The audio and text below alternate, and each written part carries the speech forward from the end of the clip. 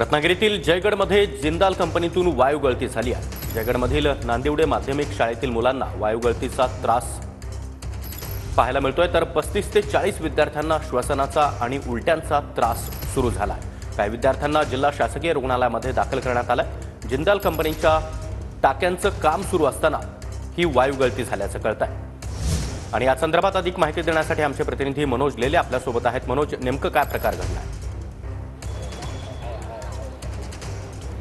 नक्कीच सध्या आपण जिल्हा शासकीय रुग्णालयाच्या आवारामध्ये उभे आहोत आणि या ठिकाणी जवळपास 30 मुलांना या ठिकाणी आणलेलं पाहायला मिळत आहे। सगळी जी मुलं आहेत ती नांदिवडे माध्यमिक विद्यालयातली ही सगळी मुलं आहेत आणि या ठिकाणी जो LPGचा गॅस ची अदलाबदल करताना या ठिकाणी गॅस गळती झाल्याचं सांगितलं जात आहे। त्याच पद्धतीनं टाक्यांची जो मेंटेनन्स सुरू होता त्या मेंटेनन्सच्या मधून सुद्धा या ठिकाणी काही वायूची गळती झालेली आहे।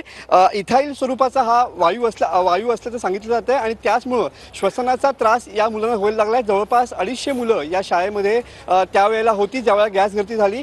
जो तो मिळेल त्या गाडीनं आपल्या मुलाला उपचारासाठी या ठिकाणी जिल्हा शासकीय रुग्णालयात आणताना पाहायला मिळते। आता तरी जवळपास 30 मुलांना या ठिकाणी आणलेलं पाहायला मिळते। तुम्ही बघू शकता की अजून एक गाडी या ठिकाणी येते आहे आणि याच गाड्या अशा गाड्यांमधून जे वायू गळतीमुळे ज्या श्वसनाला त्रास झालेली जी मुलं आहेत त्या मुलांना या ठिकाणी त्रास होताना पाहायला मिळतो आहे। सर्व छोटी छोटी मुलं आहेत, उलटी आणि श्वसनाचा या ठिकाणी त्रास होतोय। यातले 2 जी मुली आहेत ते अतिदक्षता विभागामध्ये त्यांना हलवण्यात आलेलं पाहायला मिळते। तुम्ही बघू शकता की पालक ज्या मिळेल त्या गाडीनं सध्या या मुलांना या ठिकाणी आणताना पाहायला मिळतंय।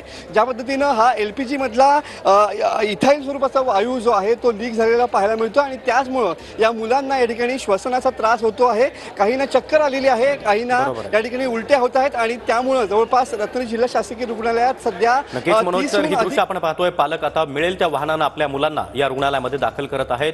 वायू गळतीमुळे मुलांना श्वसनाचा त्याचबरोबर उलट्यांचा त्रास सहन करावा लागतोय। तर यावर आपली नजर असणारच आहे। धन्यवाद मनोज, तुम्ही दिलेल्या या माहितीसाठी।